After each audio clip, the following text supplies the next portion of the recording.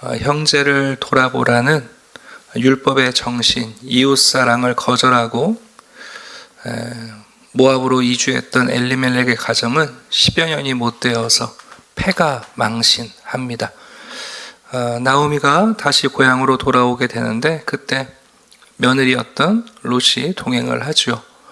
정말 빈털터리로 돌아왔을 뿐만 아니라 그 가슴에는 아마 우리식으로 말하면 한이 맺혀서 돌아왔을 겁니다. 사람들이 알아보죠. 나오미가 고향에 들어올 때 사람들이 나오미를 알아봐요. 나오미란 이름이 기쁨인데 나오미가 얘기를 하죠. 어머 나오미다. 그러니까 내가 그 이름으로 불릴 수가 없다. 나의 인생이 너무나 지난 10년 동안 아픔이 가득 차서 그래서 자기 이름을 말하라 부르라 라고 얘기를 하는 장면이 1장 후반부에 담겨 있습니다. 1장 21절을 잠깐 보시면 내가 풍족하게 나갔더니 여호와께서 내게 비어 돌아오게 하셨느니라. 여러분 이 말은 참 모순적이지만 역설적 사랑을 담고 있다고요. 돌아오게 하신 것은 너무 큰 은혜예요. 그러나 어떻게 해서 돌아오게 하셨냐면 다 비워서. 참 역설적이죠.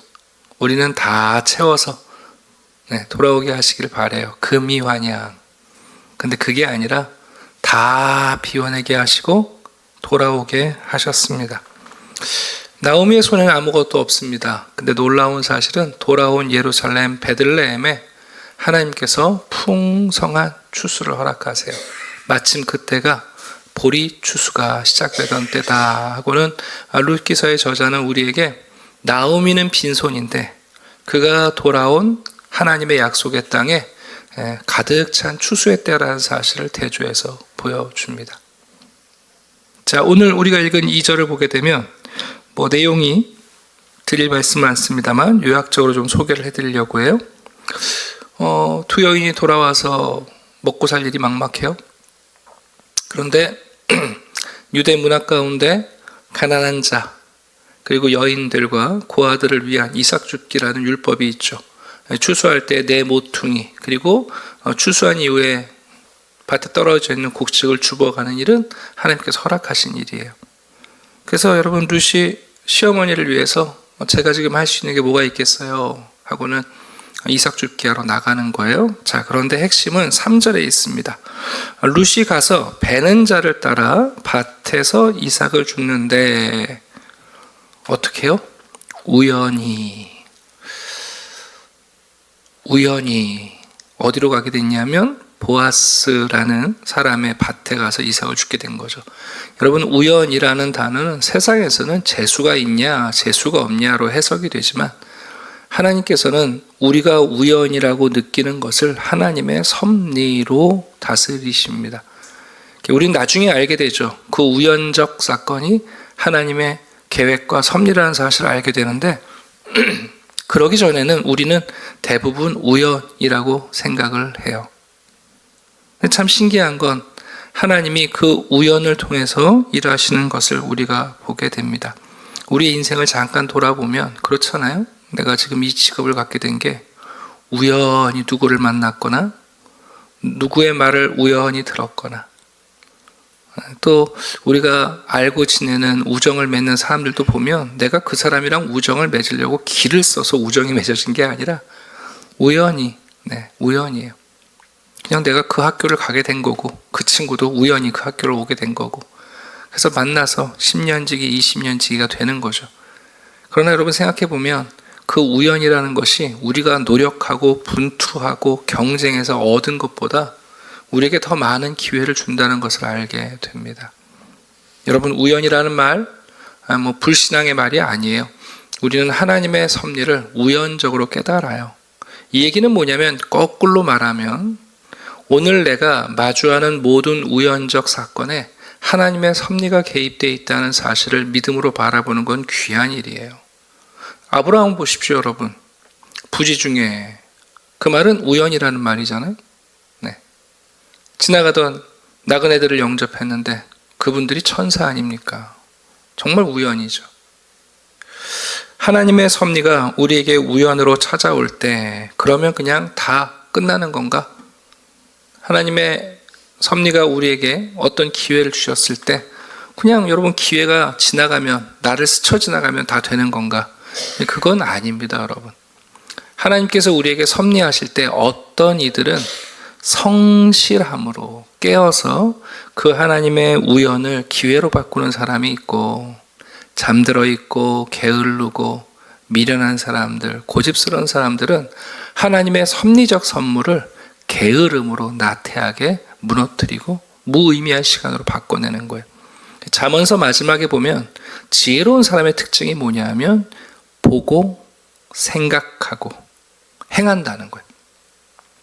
잠언은 여러분 특정한 지혜를 가리키는 책이 아니잖아요. 전에도 말한 것처럼 잠언은 아들이 좋으냐 딸이 더 나으냐 이거 얘기가 아니라고요. 어느 때는 아들이 더 낫고 어떤 때는 딸이 더 낫다는 얘기니까 잠언은 우리에게 어떤 지혜를 가르쳐 주냐면 보고 생각하고 그리고 하나님의 뜻 안에서 바른 것을 행하라는 뜻이에요. 여러분 오늘 본문을 보시게 되면 룻이 보아스의 밭에 간 것은 무슨 거기에 밭의 주인의 이름이 써 있고 그게 우리 시아버지인 엘리멜렉이랑 몇 대 가지고 이런 거 없지 않습니까, 여러분? 그 밭에 가서 이삭을 죽게 된 건 우연적 사건이지만 7절을 보시게 되면 그 우연적 섭리 가운데서 롯이 보여주는 태도는 말 그대로 성실함이에요. 롯의 마음속에는 시어머니를 향한 사랑이 있고요. 부모를 공개해야 된다는 그의 목적이 있고요. 그리고 롯은 게으름 피우지 않아요. 7절 한번 보십시오. 그의 말이 나로 베는 자를 따라 단사에서 이삭을 죽게 하소서 하였고 아침부터 와서 잠시 집에 쉰 외에는 지금까지 계속하고 있는 중입니다. 네. 월급 받는 일꾼도 이렇게 일 못해요. 여러분 재밌는 건요. 돈 많이 주면 일을 열심히 하는 게 아니에요. 네. 사람이 사명과 소명과 목적이 있는 사람들이 여러분 일을 열심히 하는 거지 돈 많이 준다고 일을 열심히 하지 않아요. 우린 그건 착각하는 거예요. 여러분 그 우연적 사건이 롯의 성실함으로 이 룻의 여러분 성실함으로 하나님의 역사가 연장되어지잖아요. 그러니까 우연히 어떤 기회가 주어졌어요. 그러나 여러분 우리는 많은 기회를 날려버려요. 왜요? 그때 딴 생각하거든요. 딴짓 하는 거예요.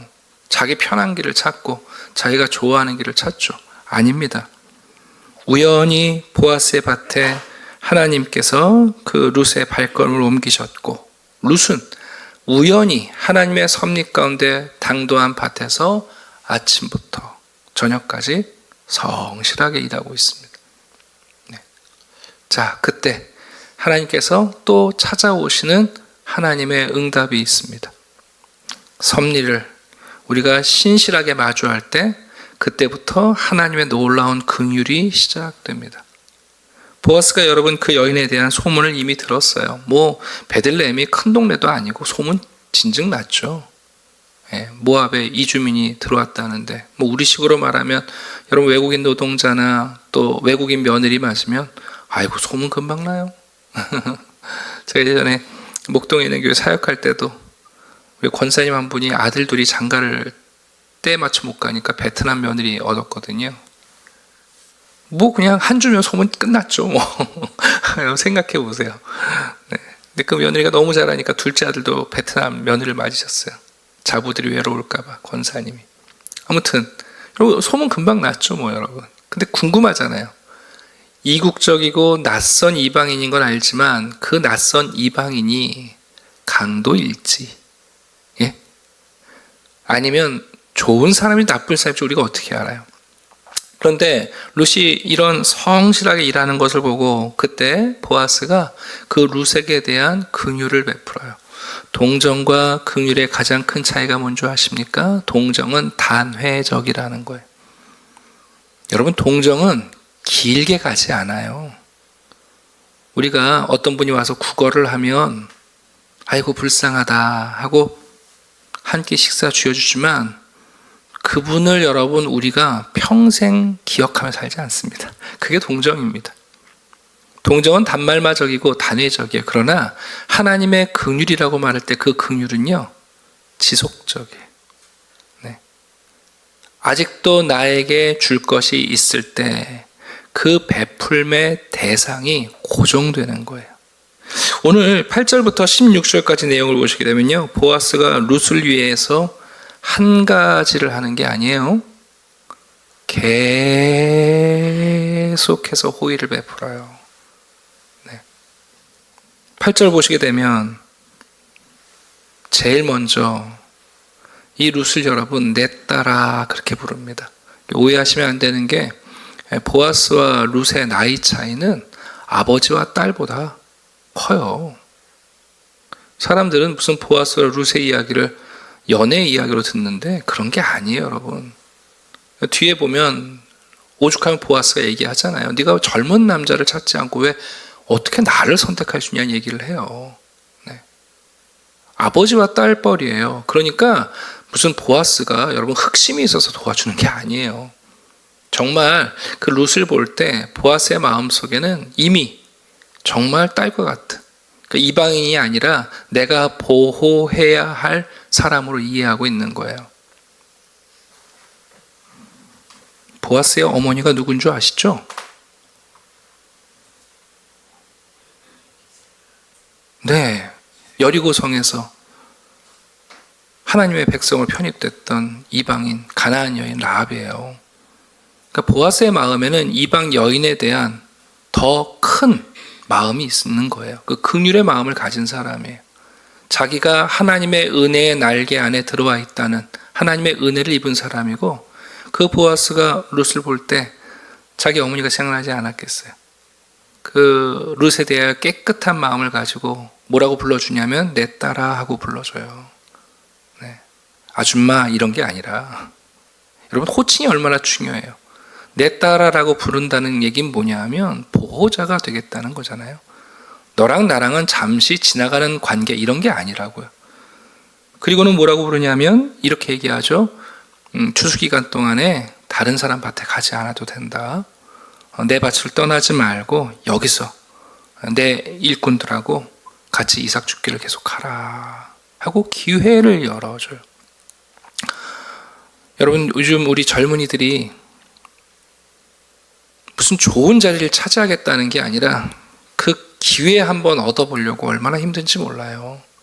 네, 보통 직장 수습기간 3개월 정도 갖고 그 다음에 정직원이 되는데, 근데 그 기회를 얻는 게 그렇게 어려워요. 제가 이제 아는 지인들 중에는 장애인이 있어요. 정말 성실한 분이고 몸이 아픈데도 책도 쓰고 영화도 찍고 대단한 분인데, 근데 여러분 직장 가서 일을 못하는 것도 아닌데 이제 2년 이상 일을 하게 되면 정직원 시켜야 되니까 딱 18개월 일하고 잘라요. 여러분, 기회를 얻는다는 건 그게 쉬운 일이 아니에요.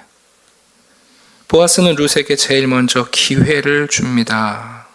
그리고 또 어떻게 하는 줄 아세요? 9절 마지막에 보세요. 소년들에게, 자기 일꾼들에게 해코지 하지 말아라 분명히 경고해서 보호를 해주고 또 물을 제공하죠. 여러분이 근동에서 물을 제공한다는 건 생명을 주는 일이에요. 뿐만 아닙니다. 여러분 13절 가게 되면 뭐라고 그러냐면 이 보아스의 여러 행동들이 룻에게 위로가 됐다고 말해요. 당신이 이 하녀를 위로하시고 마음을 기쁘게 하는 말씀을 하셨나이다. 위로를 줘요. 그리고 여러분 또 15절에 가보시면 어떡합니까? 식사를 제공하고 후원해 주죠. 또 여러분 마지막 16절을 보게 되면 이 룻을 보호하려는 여러 가지 일들이 반복돼요. 이게 무슨 얘기냐면 보아스가 룻에게 보여주는 것은 동정이 아니에요. 값싼 동정이 아니고 귀찮아서 빨리 헤어지려고 행하는 선행이 아니라고. 이건 긍휼이에요. 보아스가 룻을 정말 딸처럼 생각하며 그 룻을 향한 긍휼의 마음이 계속해서 무언가를 하게 하고 있는 거예요. 하나님이 우리를 긍휼히 여기신다는 건 지금 내가 겪고 있는 이 문제 하나를 해결해 준다는 뜻이 아니에요. 곧장 여러분 기회를 여시거나 그런 개념이 아니라 하나님이 자기 안에 있는 것을 우리에게 끊임없이 베푸신다는 뜻이. 네. 왜 이런 일이 벌어지고 있는가? 12절을 보시면 보아스가 룻에게 이야기해요. 아무래도 이 룻이 보아스의 이런 긍휼을 당황했을 거예요. 왜 나에게 이렇게까지 하시는가? 왜 나를 이렇게까지 돌아보는가? 보아스가 이렇게 말합니다. 여호와께서 내게 행한 일에 보답하시기를 원한다. 하나님은 자기를 존중히 여기는 자를 반드시 존중히 여기십니다. 여러분, 우리가 하나님을 인격이라고 말하는 것은 하나님이 지정의가 있으시고 더군다나 그분의 지식과 감정과 의지는 완전하셔서 우리처럼 왜곡된 지식이 아니라 그분은 온전한 지식을, 그래서 행동을 달아보시고, 하나님의 감정은 우리 스스로를 속이는 감정이 아니에요. 하나님의 의지는 우리가 조변 섞게 하는 그런 게 아니라 굳건하세요. 그런데 그 하나님이 어떻게 하시는가? 자기를 존중히 여기는 자를 반드시 존중히 여기세요. 그래서 이렇게 얘기하죠. 그의 날개 아래 보호를 받으러 온 내게 하나님이 온전한 상을 주시려고 하는데, 이 얘기는 뭐냐면 나도 그 하나님처럼 할 수 있으면 너에게 온전한 삶을 선물하고 싶다는 뜻이. 여기 날개라는 말 뒤에 보시게 되면 옷자락이라는 말과 같아요. 카나프라는 말입니다. 그러니까 이건 뭐냐면 끝을 얘기하는 거예요.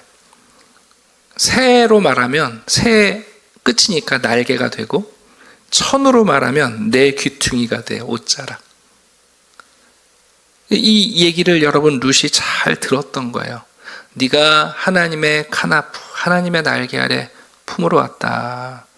하나님께서 너를 향해 그 날개를 펴실 것인데, 그러면 나도 하나님처럼 너를 향해서 내가 호의를 베풀기를 원한다. 그래서 나중에 룻이 그러잖아요. 당신의 옷자락으로 나를 덮으소서. 그 얘기도 뭐냐면 그 보아스가 덮고 있는 이불의 끝자락을 붙잡으면서 당신의 날개도 나에게 필요합니다 하는 것과 같은 단어예요. 여러분, 하나님은 우리가 그분의 은혜를 입기 위하여 그 카나프, 그분의 날개 아래 피하기 위하여 찾아올 때에 하나님은 고작 우리를 동정하시는 분이 아니에요. 하나님은 우리를 긍휼히 여기세요. 그래서 재밌는 표현은 어버이날 다가오는 이런 표현하면 좀 죄송하지만 하나님이 당당하게 말하시는 거예요. 부모도 그 긍휼이 그칠 때가 있다고요. 네. 시편 같으면 부모는 나를 버렸으나 얘기하시는 거고, 어찌 어머니가 아이를 잊겠느냐라는 말씀을 하시면서 부모의 긍휼은 끝이 있지만 하나님의 긍휼은 끝이 없다는 얘기를 하시는 거예요. 네. 이 룻기서 읽어가다 보면 참 하나님의 은혜와 하나님의 섭리가 얼마나 아름다운지를 깨닫게 됩니다. 자, 오늘도 우리는 우연처럼 누군가를 만날 것이고, 우연처럼 어떤 기회를 얻을 것이고, 우연처럼 성령이 우리에게 하시는 말씀을 듣게 될 겁니다. 그 우연적 사건은 정말 돌발이 아니라 하나님의 섭리가 담겨 있습니다. 아니, 참새 한 마리가 얼마에 팔려가는가, 그것도 하나님의 섭리 안에 있는데 어떻게 내가 어디로 가며 또 누구를 만나고 거기서 어떤 일을 당하는 게 무의미하겠습니까? 그래서 그리스도인들은요, 모든 순간, 모든 만남, 모든 상황이 우리에겐 다 소중합니다. 그리스도인이 충실하고 성실한 삶을 살 수 있는 것은 그 모든 순간이 하나님의 섭리 가운데 있다고 믿기 때문입니다. 이른 아침부터 늦은 밤까지 우리는 하나님의 섭리를 기회로, 선물로, 그리고 감사로 응답하는 사람들이에요. 놀라운 사실은 그때 우리의 그 우연적 사건에 우리가 보여주는 성실함이 하나님의 날개 안으로 들어가는 것이고, 하나님은 우리에게 끝이 없는 긍휼을 베풀기 시작하시는 거예요. 그러니 우리 자녀들을 왜 내 품에서 키우려고 그래요?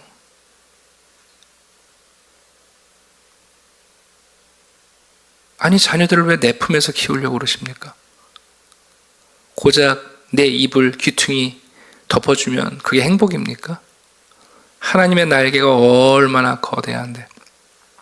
탈무드에 그런 이야기가 있어요. 궁수의 기쁨은 화살이 활을 떠나 멀리 날아가서 관역에 꽂히는 거지. 내 발밑에 떨어져서 줍기 쉬운 게 아니라는 거예요. 우리 부모님들이 자녀들을 어떻게 원하냐면 내 품에서 놀기를 원해요. 내 손 닿으면 있을 때 있기를 원하고. 여러분, 자녀들 멀리 쏘아보내는 거예요. 그래야 하나님의 목적에 맞아요. 나의 날개가 아니라 하나님의 날개 아래 집어넣으면 부모인 우리의 손길, 우리의 자비와 긍휼이 닿을 때도 하나님의 긍휼은 여러분 영원하세요. 네. 오늘도 우리가 하루 또 하나님의 밭에서 이삭 줍기 하며 살아가요. 그러나 그 밭이 하나님의 밭이고, 그리고 그곳에서 하나님은 우리를 영원히 긍휼히 여기십니다. 그 은혜 안에 머무시기를 주님의 이름으로 축원합니다. 기도드리겠습니다. 하나님 감사합니다. 오늘도 주님의 밭, 이 세상을 살아갑니다. 우리가 내 이름으로 된 땅 한 평 없고 집 한 채 없이 이삭 줍기를 하는 것 같아도 우리가 이삭을 줍는 이 밭이 하나님의 밭이고, 우연처럼 여겼던 시간과 만남들이 하나님의 기묘한 섭리 안에서 이루어진 일임을 깨닫고 늘 깨어보고 생각하고 신실하게 행동하게 주시옵소서. 우연히 기회가 되어 하나님의 긍휼을 마주하는 놀라운 선물과 같은 하루가 되게 하시고, 우리가 주님의 날개 아래 피하며 우리의 자녀들도 주님의 날개 아래 피할 수 있도록 그치지 않고 다함이 없고 인간의 정이 끝나도 하나님의 멈추지 않는 자비가 우리와 함께함을 깨닫게 해 주시옵소서. 이 아침에 기도하오니 우리의 기도를 들으시는 주님, 우리가 기도 안에 우리의 궁핍과 우리의 어려움과 우리의 빈손을 고백할지라도 하나님의 땅에서 우리를 향해 일어나고 있는 귀한 소산들을 누리게 하시고, 무엇보다 우리를 접붙여 주신 예수 그리스도의 생명나무 안에서 오늘도 주님의 은혜를 누리며 살게 해 주시옵소서. 감사드리며 예수 그리스도의 이름으로 기도드립니다. 아멘.